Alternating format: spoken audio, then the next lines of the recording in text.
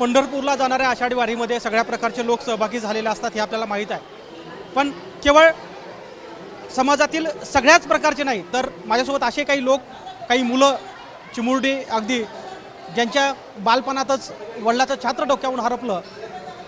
महाराष्ट्राच्या 27 जिल्ह्यामधून शेतकरी आत्महत्या केलेल्या कुटुंबातील मुलं एका आश्रमामध्ये असतात, ज्या त्र्यंबकेश्वरमध्ये हे आश्रम आहे, ज्याला आधार तीर्थ असं नाव आहे. आणि या आश्रमाची मुलं दरवर्षी हे देहू आळंदीपासून या पालखी सोहळ्यासोबत चालत असतात आणि संदेश देतात की आमच्या वडिलांनी आत्महत्या केल्या, तुम्ही करू नका. काय या चिमुरड्याचं म्हणणं असतं आपण त्यांच्याकडनं जाणून घ्यायचा प्रयत्न करूया. काय बाळा तुम्ही संदेश देताय? आम्ही माऊलीच्या दिंडी पुढे चालत असताना माऊलीकडे प्रार्थना करतो, आमच्यावर जी अनाथ होण्याची वेळ आली ती कोणत्याही शेतकऱ्याच्या मुलाच्या जीवनात व्हायला नको.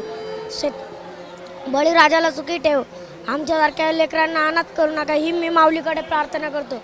व आम्ही वारीमध्ये चालत असताना 90% वारकरी हे शेतकरी आहेत, त्यांना आम्ही संदेश देतो, कोणी आत्महत्या करू नका, व्यसन करू नका, आत्महत्या हा पर्याय नाही. बाळा काय काय तुम्ही संदेश देता? मी फक्त सर्वात प्रथम माझं नाव अनुष्का खेर, मी बीड जिल्ह्यातील राहणारी. माझ्या आईवडिलांनी मी जेव्हा पहिलीला होती तेव्हाच आत्महत्या केली. मग मला त्र्यंबकेश्वर येथील आधार तीर्थ आश्रमात यावे लागले होते.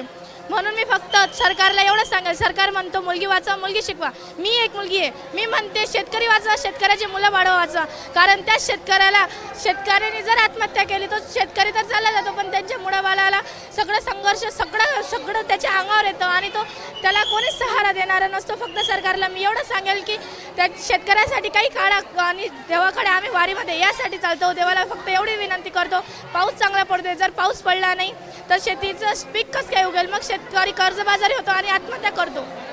हे आश्रम चालवणारे संचालक आपल्यासोबत आहेत. मला सांगा दादा, काय नेमकी भावना असते मुलामध्ये ज्यावेळी या वारीमधल्या लोकांसोबत हे चालत असतात आणि काय संदेश देत असतात?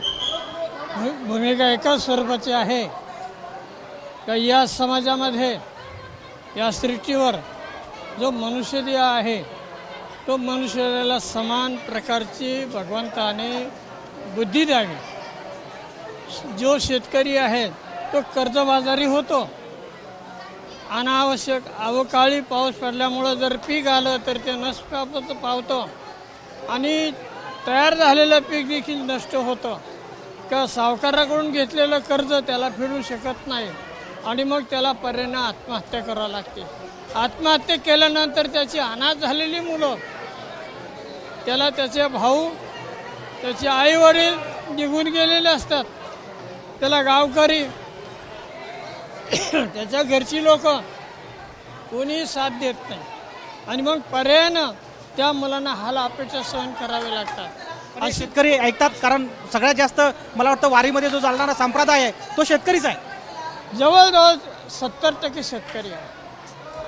सर्वसाधारण 70% शेतकरी आपल्या भारतामध्ये भूमिप्रधान देश म्हणून 70% गणला जातो. एवढ्यांची दुरावस्था होते आणि याची दुरावस्था होऊ नये म्हणून आम्ही सरकारशी विनंती करतो, यांना कुठं अनुदान द्या. हे काम तुमचं आहे, आमचं नाही. शासनाने हे बघावं लागतंय पण शासन बघत नाही. 5 मुख्यमंत्री झाले, आम्ही करतो म्हणून सांगितलं पण एकानेही केलं नाही. आपण बघतोय खरं तर ही उद्विग्नता आहे की सरकार काही करत नाही, पण सरकार काही करत नाही म्हणून ही मुलं हातावर हात घेऊन बसत नाहीत. तर आपण बघतोय की दगडूशेठ हलवाई गणपतीच्या मंदिरामध्ये येऊन इथे साकडं घालतायत. एवढंच नाही तर देहू आळंदीमधून चालणाऱ्या वारकऱ्यांना उपदेश करतायत किंवा त्यांना मागणी मांडतायत की आमच्या आईवडिलांनी आत्महत्या केली, तुम्ही आत्महत्या करू नका. कारण वारीमध्ये चालणारी जी मंडळी आहे ती बहुतांश शेतकरी मंडळी आहे आणि या शेतकऱ्यांना आव्हान करत असताना आपण बघतोय की ही छोटी छोटी मुलं, ही मागच्या अनेक वर्षापासूनची ही परंपरा आहे की आमच्या डोक्यावरचं छत्र हरपलं, आता तुम्ही तरी असं काही करू नका असा संदेश देताना आपल्याला पाहायला मिळत आहेत. कॅमेरामन आयुब कादरीसह गोविंद शेळके, एबीपी माझा, पुणे. एबीपी माझा, उघडा डोळे बघा नीट.